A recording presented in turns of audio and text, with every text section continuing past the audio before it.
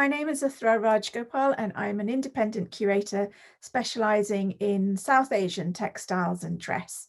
Thank you very much to Supriya Nagarajan from Manasamitra for inviting me to give you this talk today. And thank you to everyone at Woven in Kirklees as well for featuring this talk in their programme. So I'm going to share my screen now and start my presentation.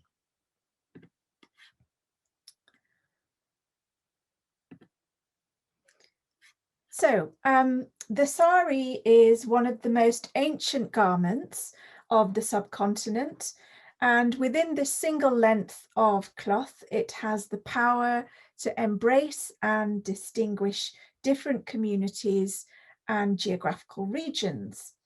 The word sari originates from the ancient Sanskrit language and literally means a strip of cloth.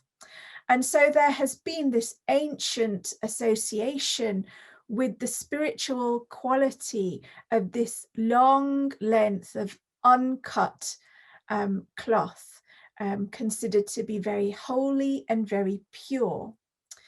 Now, there's a famous scholar who has done a lot of work in this area called Rita Kapoor, and she states that the sari is conceived on the loom as a three-dimensional garment with variables in pattern and structure. And so both the pattern and structure take into account the body, how the sari is draped around the body. Typically, a sari is 42 to 52 inches wide and anywhere from 4 to 9 yards in length. And most commonly, if you went into a shop today to buy a sari, you're looking at something that's 52 inches wide and about 5.5 to 6 yards in length. So on the left-hand side, what you can see is a master weaver finishing a silk sari from the state of Tamil Nadu in the southern part of India in a city called Kanchipuram. And Kanchipuram is very famous for its particular type of silk saris, and you can still go there today and commission a silk weaver to make a bespoke sari for you. And certainly brides still do that today. I'll just move my image so that you can see these slides properly. On the right-hand side, you have two young ladies dressed in saris in celebration of Pahila Falgun, which is the first day of spring, and it's celebrated all over Bangladesh. And typically they come out and they wear colours of yellow and orange to celebrate this day.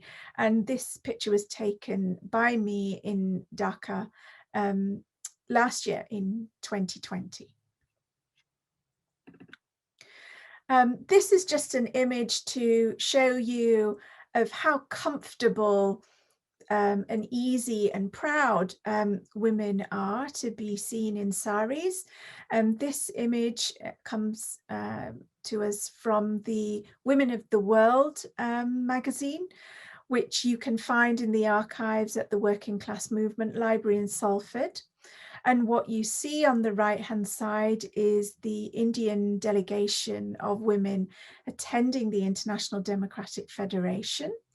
And it just gives you a sense, I hope, of how comfortable and easy they are in their saris and just how stylish they are as well. So it's definitely a great sense of pride for women all over South Asia to wear a sari. So it's important to remember when we're thinking about the raw materials and the making process that goes into a sari, to think back to where those raw materials are coming from. And certainly, given the environmental crisis that we're in and climate change, it's a good moment to just stop and pause and look at this. So here we have the 3 stages of the cotton plant. So cotton is one of the most commonly used yarns in the sari, and it comes from a specific type of plant, and there are different species of cotton plant, but this is how it typically grows. You'll see fields of cotton, and once it's fully in bloom, the cotton ball essentially forms, and it literally looks like little snowballs on a field. And in the ancient days, the Romans, who had never seen cotton before, described this as little lambs growing in trees, because they were so fascinated by this sight. So it takes around 8 months for cotton to grow, and it's important to remember that in the climate of fast fashion that we're living in, that, you know, cotton isn't going to grow any faster. So we really have to respect the environment and care for these plants as we think about our consumption. And then these are some of the process that cotton has to go through before it can be spun into yarn. It has to be cleaned, it has to be ginned, and then it has to be combed and carded. And then another important raw material that's commonly used in saris is silk. And here we have the life cycle of the silkworm, is what everybody knows the silkworm as, but in fact it's a type of moth. And so moths, which are a bit like butterflies, start their life as a caterpillar. They grow inside a cocoon, and then they emerge.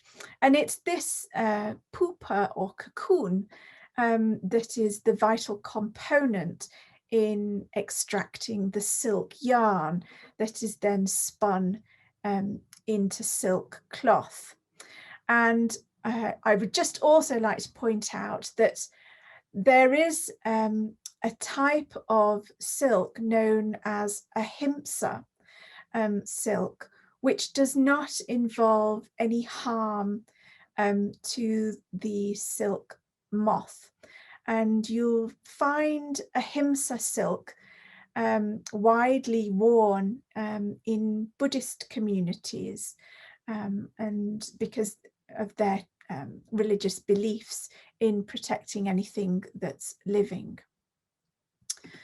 So once the yarn has been spun, it then has to be dyed into various colors and dried. So this is silk yarn being dipped and dyed, and I'm just going to play a couple of films that I took when I was down in Kanchipuram a few years ago on a field trip, looking at how the process of silk weaving takes place down there.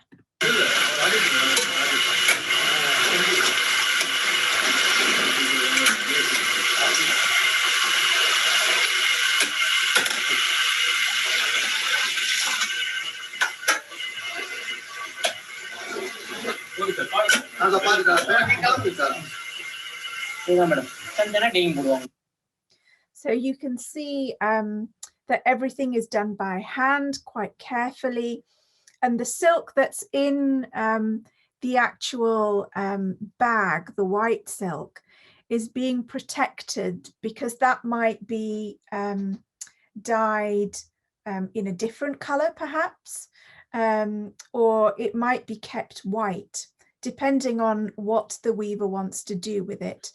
And this next film I'm going to show you is the process of in drying out the silk yarn, the final stages of drying it out.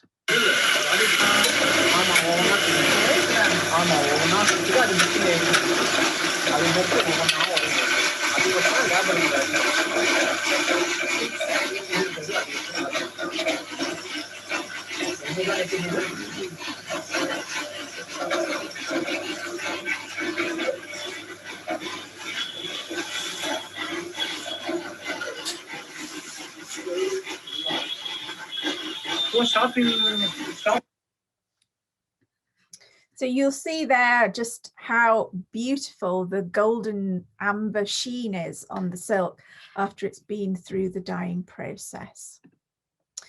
And of course, then it has to go onto a loom. And that is a very, very important skill as well. And as Rita Kapoor said, as I mentioned earlier, that's when the magic, if you like, comes alive.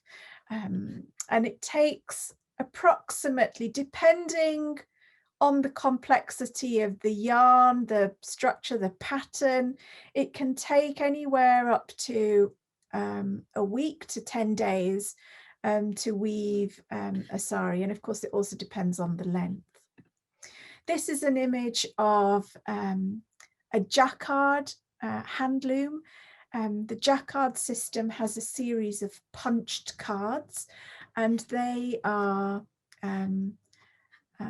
sort of hooked up here at the top of the loom. And that process of inserting the cards, drawing up the warp threads, takes about 3 days just to do that. So there's an incredible amount of work that goes into making cloth before it is even made into the finished garment, and that applies to all garments. So that's an example of a jacquard loom.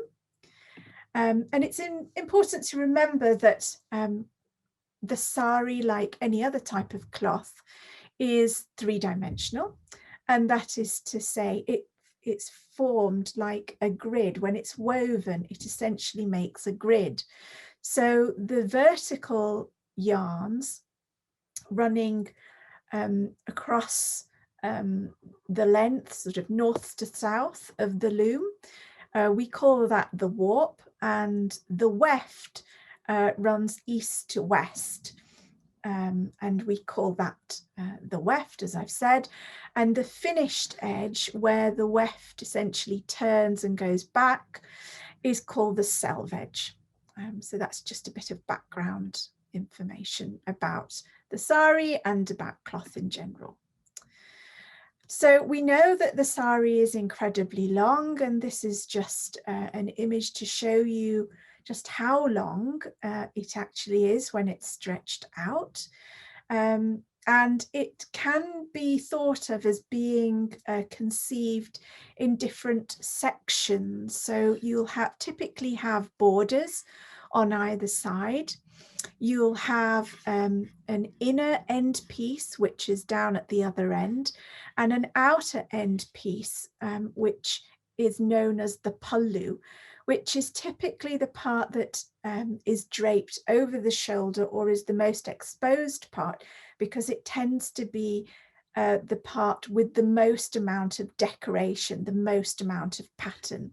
This is quite a simple cotton sari that you're looking at, but it just gives you an idea of the different components involved. And we tend to refer to the main body of the sari as the field. So when a weaver is sitting down at his loom, he or she will be thinking about all these different components when creating the pattern.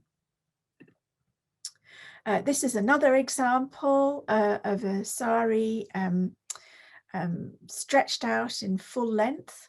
Here you can see the inner end piece is slightly less decorative than the outer end piece. You have slightly more lengths there of widths of border. And this is an example of a Jamdani sari, which we will come on to in a little bit. But again, this just gives you an idea of how long the sari is, and essentially it's one long flat garment.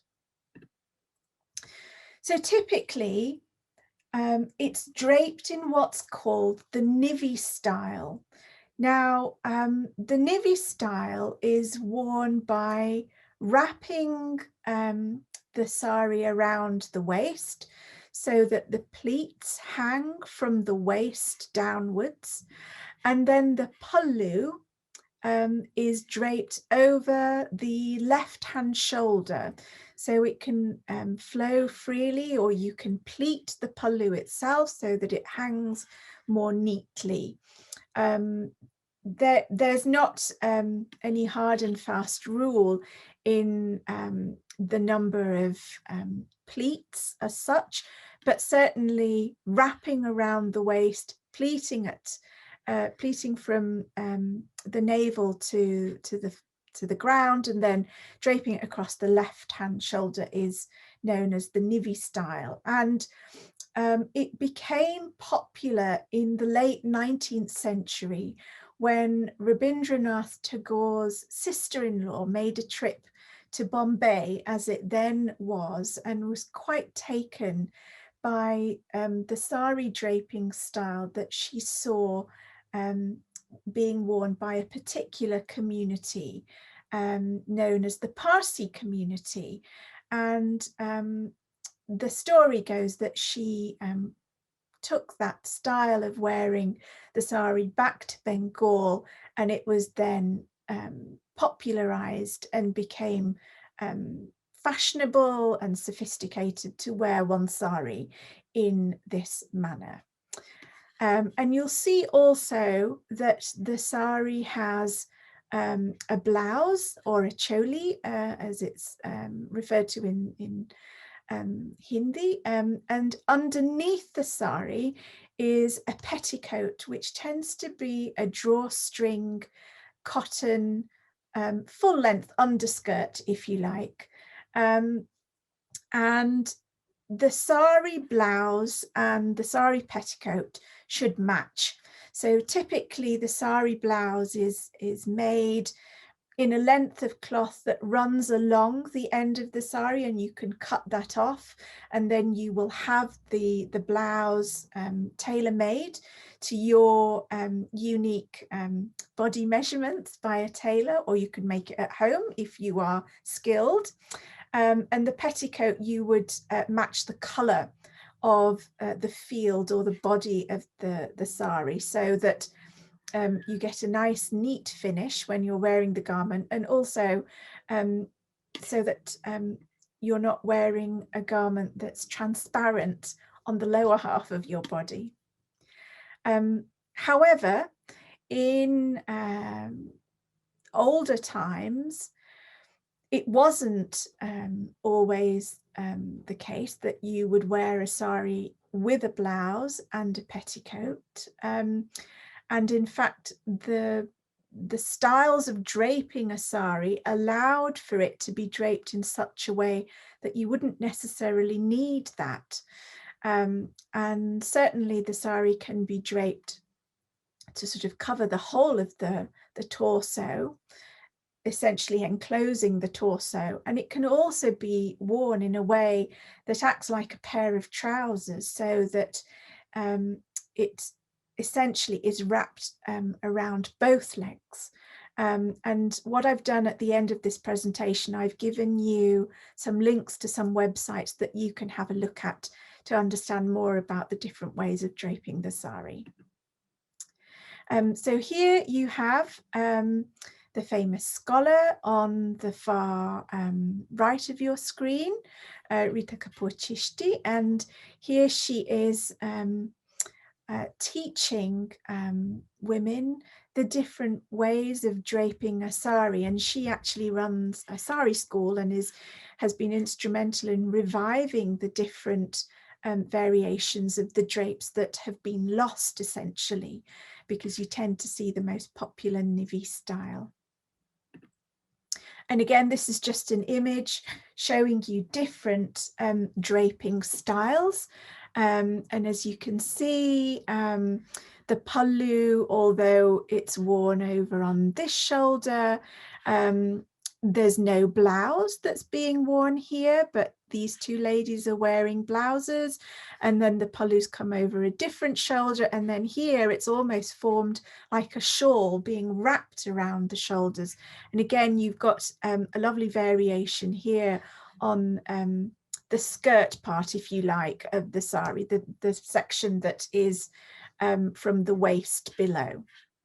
And as you can see, in this particular example, this young lady has worn a contrasting blouse. It doesn't match, it actually forms a really nice way of fashioning the sari, and you'll see that a lot of designers in modern day South Asia today are experimenting and coming out with the most fantastic bright contrasting blouses to wear with the sari. So I'm going to run through the different types of patterns that you will typically see in a sari, and we can break that down into a woven pattern, a printed pattern, or an embroidered pattern. This is an example of a woven pattern, and you'll see the principal colours here are black, white and red. It's woven in cotton, and this section here is the border, and you can see it's black with two thin red stripes, and then it has these sort of pyramid structures or steeple patterns running alongside it, and it's typically known as a temple border, and it's a very well known motif across the whole of South Asia. And there are certainly variations that you can find in the style of temple border itself. So this particular sari is woven from a type of yarn called khadi, which is hand spun, hand woven cotton. And khadi was championed by Mahatma Gandhi during the independence movement from British colonial India. And khadi is still worn today. It's still a very unique, soft type of cloth that has a beautiful handle and a beautiful drape. This particular sari can be found at the collection of South Asian textiles at the Whitworth in Manchester, and this is one of the saris that I bought for the collection. It also has on one side, as I said, this black border, but on the other side it has a red border. And sometimes when you have these two contrasting borders, it can be referred to as a Ganga Jamuna border, which essentially refers to the two great rivers in India, the Ganges and the river Jamuna, or Yamuna, as it is also known. So this is another example of a woven pattern. This type of sari is known as a Baluchari Sari, and essentially the pattern consists of a story told in a series of tile shapes that run across the end of the sari, the most decorative end, or the pallu. And what you have here is an example of a folklore, a myth that has been woven into this style, into this pattern. And it's been woven with gold and silver jerry or thread. And this type of sari is still worn today, the Baluchari Sari, and there are some lovely examples in the Victoria and Albert Museum and in other collections of Baluchari saris, and even ones referring to colonial tradespeople and settlers.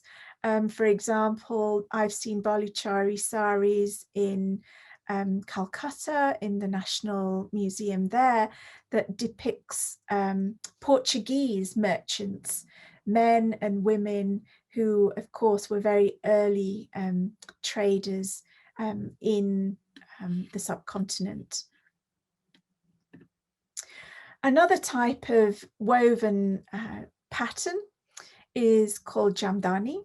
And here we have an example of a cotton Jamdani. Again, this is an example from the Whitworth's collection, a sari that I purchased for the collection when I joined the gallery. And you can read more about this sari by going onto the Whitworth's website. And again, references will be included at the end of this presentation. But I just wanted to show you this example. It's a very contemporary example of Jamdani, but it's very, very beautiful. And again, this is the most decorative section, which will be the part that will be the most visible on the body, draped over the shoulder. This is an image of me sitting with a Jamdani weaver in Dhaka in Bangladesh. And on the left-hand side, I'm going to show you some film in a minute of the Jamdani process live in action. So I said it was a type of weave, and it's important to remember that because each motif that you see here is woven onto the loom. It's woven as the sari is being made. And as you can see, there are lots and lots of these threads that are coming away from each motif. And that is because each thread has to be woven individually, literally stopping and starting on each motif. And we call that method an extra weft discontinuous weave. So Jamdani would fall into that. And the reason why Dhaka, Bangladesh, and previously part of Bengal is so famous for Jamdani is because they are very well known for it. This technique was pioneered by the Bengali weavers, and it's celebrated all over the world. And certainly if you want the best Jamdani, you would look to go to Dhaka, but you can get it in parts of Bengal in India as well. So I'm just going to play you a little bit of the film now to give you an idea of not only how skillful they are, but how incredibly quick they are. It is actually pure magic, and it was one of the highlights of my trip. Lal.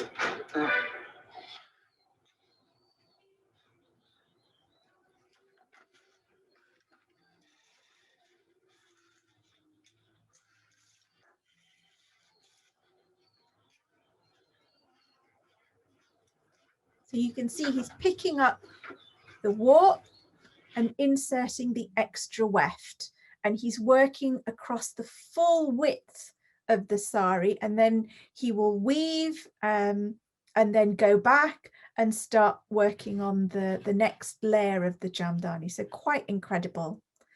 And it's also interesting to note that Bangladesh, Dhaka, Bengal is also celebrated for a very fine type of cotton known as muslin, and a lot of people will be familiar with muslin.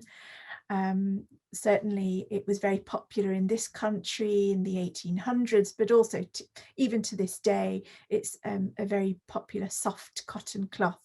And the reason why Bengal and this specific area is famous for muslin is because of the particular species of cotton that was able to thrive in these climatic conditions along a particular river, very hot, very humid. And so that specific type of cotton plant was suitable for muslin, which allowed for this incredible fine weave. But I'm afraid to talk more about muslin would be a whole other lecture in itself, but I just also wanted to highlight that. So this is an example of a silk Jamdani. Again, this is at the Whitworth's collection, and you'll notice that the background of this sari, or the ground, if you like, is this sort of biscuit buff colour. And that's because it's been woven from tussar silk, which is a wild type of silk that grows in the northeast of India.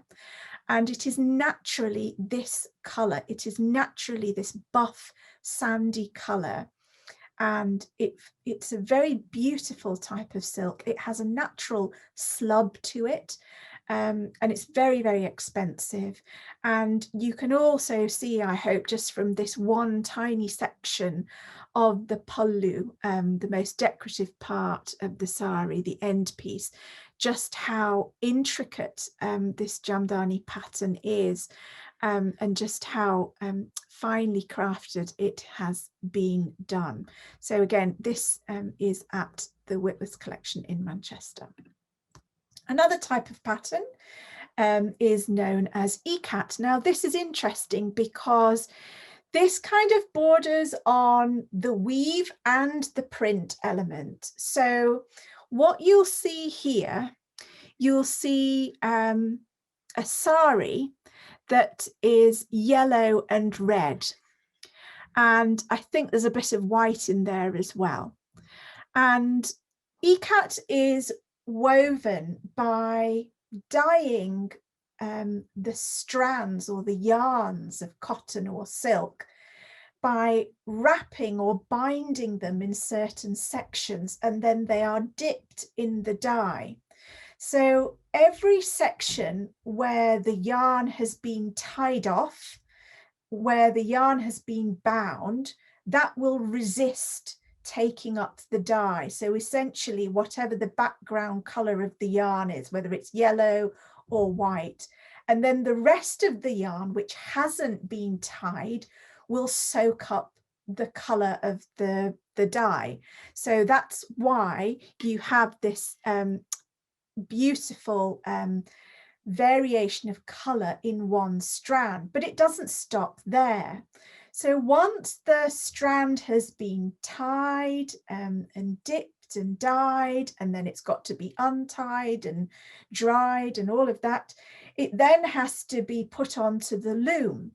Now, if you have warp yarns that run north to south along the length of the loom, we tend to call that a single Ecat weave. So in other words, only the warp yarns will have this tie, dip, dyed type of yarn on it. And then the weft yarns going across it will be one single fixed colour. If, on the other hand, the yarn on the warp and the yarn on the weft is both bound, tied, dip dyed to create an Ecat pattern. If both of these yarns are intersected, we call that a double Ecat or a double Ecat pattern. So this is an example of an Ecat sari at the V&A collection in London. The V&A is the Victoria and Albert Museum in London, and certainly the V&A has one of the largest collections of South Asian textiles in this country, if not the world. This is another example of an Ecat pattern. It's known as Patolu, and you'll see here that it's a type of double Ecat. It's a very, very complicated way of weaving a sari, weaving any pattern, because it really is incredibly skillful. You have to know where the intersections of that particular color will meet when you have the warp and the weft intersecting. And this particular type of pattern comes from Gujarat. Now, there are different types of patterns by different types of names incorporating Ecat, and one of the most popular forms is Pochampally, which is from the state of Andhra Pradesh, and that's also in the south of India. And certainly some people such as Supriya might be familiar with Ecat pattern saris known as Pochampally, and that's because of the different types of circulation, consumption of these saris that are made available for sale across different parts of India. So the other type of pattern that you typically get on a sari is embroidery. And this is an example of a Parsi Sari. A Parsi is a specific community. They are associated with settling in Mumbai, Bombay, as it used to be known. And they have a history of trading with China. And so you can see the influence in this type of embroidery in the motifs that you see here. You have these wonderful flowers, but you also have these birds, and very typically this red silk ground is embroidered with white silk, forming a very, very dense embroidered pattern, which becomes more dense at the borders, as you can see here, and on the body of the sari as well. And I'll just move my screen so hopefully you can see what's on the right-hand side, because this image was taken by me of a display of a Parsi Sari at the CSMVS Museum in Mumbai.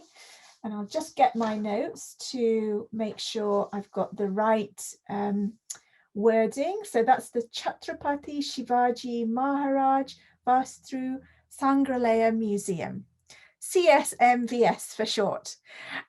So I was really lucky to be able to go there during a research trip when I was at the Whitworth. And what you'll see on the top right hand corner is a photograph of two family members from the same family of a specific Parsi community who donated this sari, in fact, to the CSMVS museum in Mumbai. And it's definitely one of the highlights, I would say, of their sari collection. And if you ever get to go there, I would definitely recommend it. So I also want to talk to you about this lady, Jayaben Desai, and I'll just move my screen across here. I'll just see if I can make this in a more in a better place for you. Yes, bottom right is better, I think. So Jayaben Desai is a really interesting person for us to have a look at in the context of this talk on the sari, because of the way she wore her sari. Now, immediately you can see on the left hand side, she's wearing the pallu by bringing it over her body, and it's brought over her right hand shoulder. And that's because this was a very specific way of wearing and draping the sari that was well known to Gujarati women. And in fact, Jayaben Desai was Gujarati. That's where she was born and brought up. But she didn't always stay in Gujarat, in India. And it's Interesting to note that she also played a pivotal role in campaigning and championing rights for immigrant workers when they arrived in different waves of immigration from the 50s, 60s, and 70s. And in fact, her work and her campaign, which was the sort of which formed the basis of the Grunwick strike, which was a photo processing laboratory down in Willesden in London. The Grunwick strike was led by Jayabin Desai, and her story was actually turned into a play called We Are the Lions, Mr. Manager. And she was always seen in a sari, always draped in the Gujarati style of draping, whether she was out in public, out on the picket line, or at home, as we can see here on the right-hand side. And I'm just going to give you a bit more information about this remarkable woman who has a very interesting story. So, as I said, Jayabin Desai was originally from Gujarat in India. And this is her as a young lady. She married a Gujarati man, and from Gujarat they emigrated to Tanzania.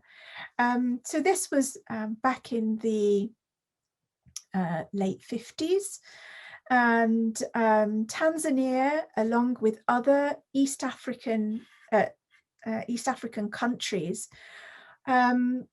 saw a wave of immigration from India, of Indians arriving in that area to take up jobs in engineering, to take up jobs in different levels of employment. And a lot of immigrants arrived from Gujarat.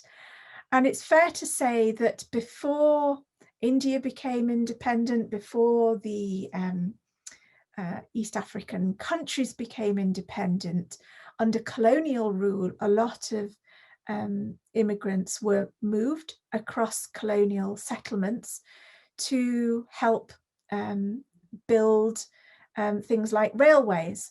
And so some Indians stayed on, but other Indians then came during a later wave after India became independent.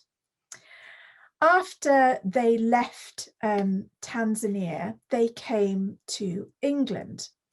And they came to England in the early 1960s. And that was part of a wave of immigration whereby the East African countries, such as Kenya, Tanzania, and Uganda and the Zambia, were prioritizing jobs for Africans. It was a policy known as Africanization. So Indians were really facing a tough time. And so the climax of this wave of immigration was in 1971, 1972, when Idi Amin gave Indians 90 days to leave Uganda. And so you had this huge wave of immigration of Indian, East African Asians coming into the UK at that time. And what I was saying earlier about Jayabin Desai's way of draping the sari, the Gujarati style of draping the sari, was something that other Gujarati women were also seen in. And this is an image of the Grunwick Strike Committee. And they went on tour across the whole of England, Scotland even, to talk about their campaign, to talk about their protest. They wanted the right to join a union because working conditions at the Grunwick factory were very difficult for them indeed, and the wages that they were getting were not equal to what white British workers were getting. And you can see in this photograph there's a huge sense of pride, I think, in the way that they are dressed. There's a very specific statement of uniformity. These are not just Asian women, they're not just Indian women, they are Gujarati women. And this comes across very clearly in this image. And this image has been taken from this magazine called Race Today, and it's dated 1977. And again, these magazines can be found at the Working Class Movement Library in Salford, just outside Manchester. And so finally, I just wanted to finish by recommending a couple of great books, both on saris. I believe you can get them by online, an online bookseller. They are definitely worth having a look at. They're huge.